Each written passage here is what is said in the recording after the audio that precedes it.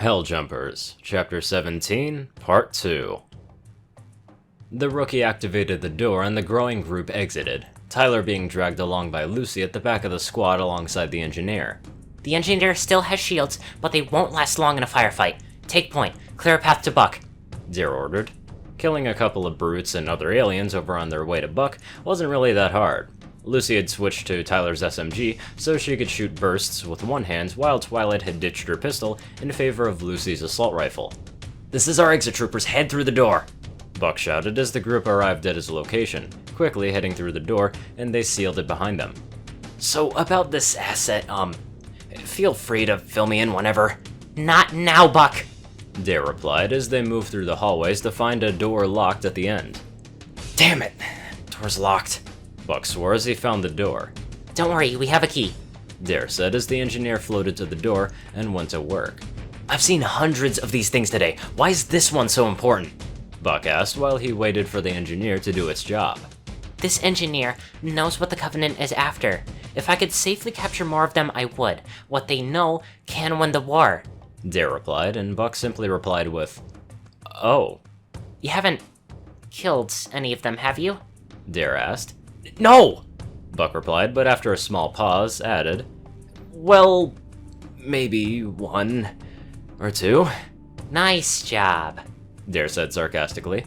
How was I supposed to know? Buck replied as the engineer finished working onto the door.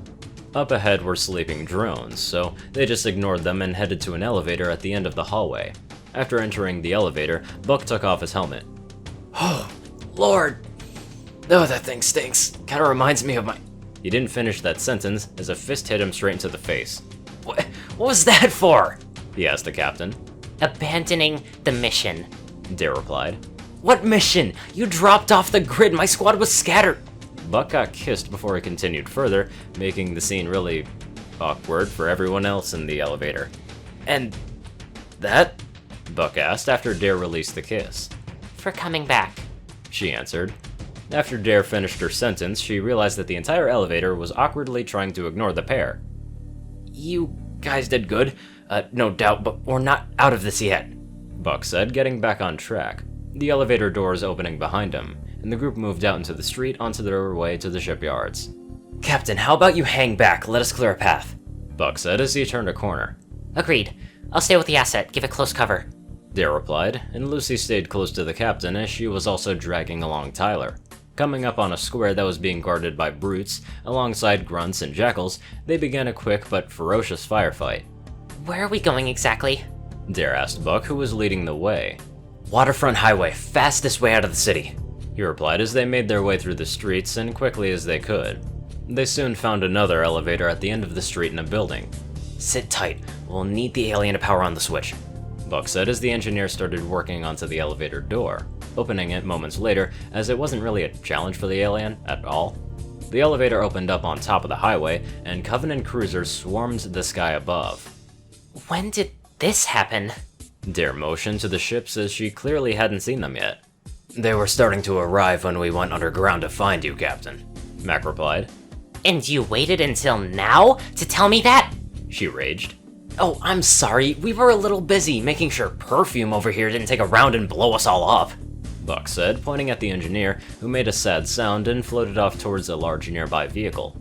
Eddie Buck, always thinking with his gun. You haven't changed one bit. Dare shouted at Buck. Twilight, meanwhile, was trying to stop herself from shouting at the two superior officers. Oh, me? What about you? Oh, so full of big Oni secrets, couldn't even give a guy a yes or a no, Buck continued. Enough! Twilight shouted.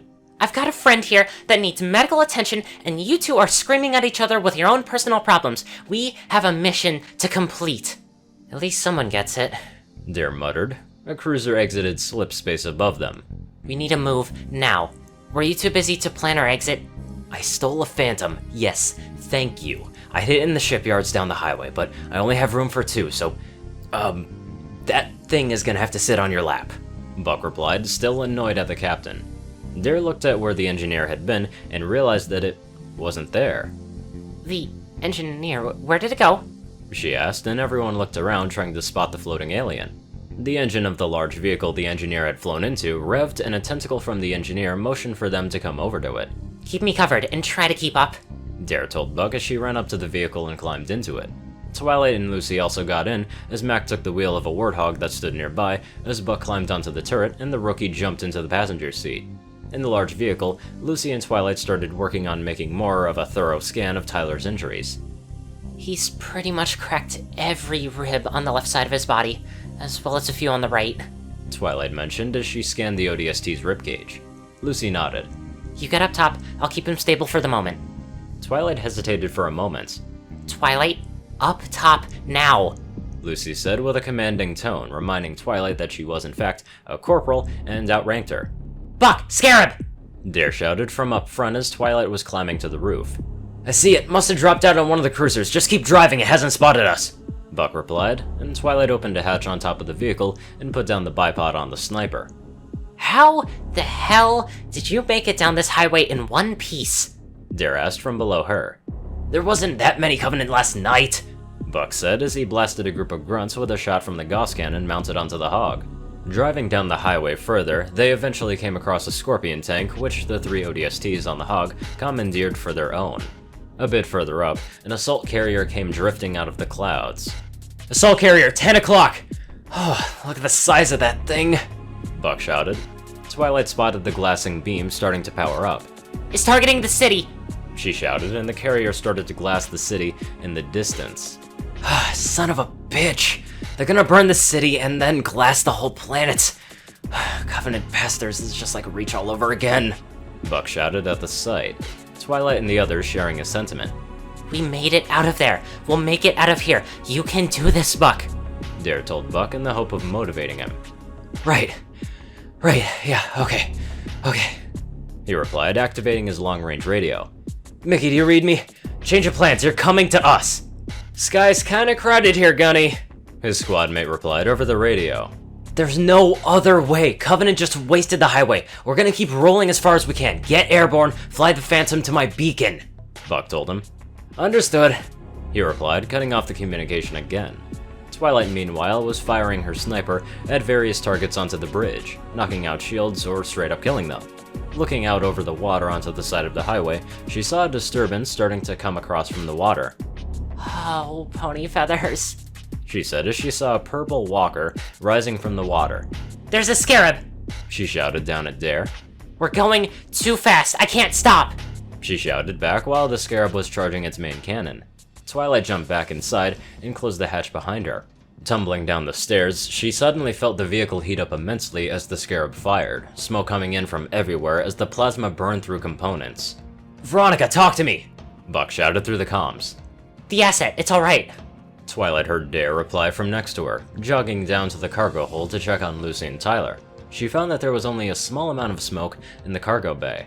Tyler's still stable, Lucy said as she spotted the alicorn. Get your injured man ready to move. We're bunkering down until we can be extracted by the rest of Alpha 9. Dare shouted down into the cargo bay. Twilight and Lucy dragged Tyler out of the vehicle towards an open courtyard where the other ODSTs and the engineer were already present. We should hold up in that building at the back, Buck pointed out, and the rest swiftly agreeing. Dragging Tyler to a safe spot in the back with the engineer, Twilight and the others geared up with any other weapons that lay scattered about. Phantom inbound, Twilight reported as she saw a dropship head their way. It's not our guys, Buck replied, chambering a bullet into his assault rifle. Brutes coming from the dropship quickly got killed in a hail of gunfire as the group had all the ammo that they needed. They killed the occupants of 3 Phantoms before the Covenant sent in mechanized reinforcements. Wraith on the highway! Mac shouted. Oh, hell. Lucy swore. Brute jump pack inbound. One of them is a chieftain. What? Twilight shouted. Unseen to the other ODSTs, black smoke started forming around her horn. The same motherbucker that hit Tyler? She asked. The one and only! Mac replied, looking at the alicorn. Oh. Fuck. He swore as he saw what Twilight was doing. While the others opened up on the brutes, Mac charged the pony standing beside them. Lay still! He ordered, and Twilight tensed up for just long enough to allow Mac to slide in an inhibitor ring over Twilight's horn, cutting the magic flow to her horn. What was that for? Lucy asked, but then saw the ring on the pony's horn. Oh, that, okay. Never mind. How about you two pick up a gun and help out? Mac immediately picked up a rifle and started shooting, but Twilight sat motionless for a moment. She had tried to use dark magic. Again. Disgusted with herself, she clumsily picked up an SMG and helped finish off the last brood. In the distance, a new phantom appeared. Oh yeah! Line 'em up, boys! Buck's squadmate called out over the radio as the phantom bombarded the wraiths into oblivion. Everyone, get into the parking lot! Buck shouted as Lucy once again dragged Tyler along, going up the gravity elevator into the phantom. Are those two safe? An ODST asked as she pointed at Twilight and the engineer. As safe as an ODST and a floating ball of methane can get, Buck replied.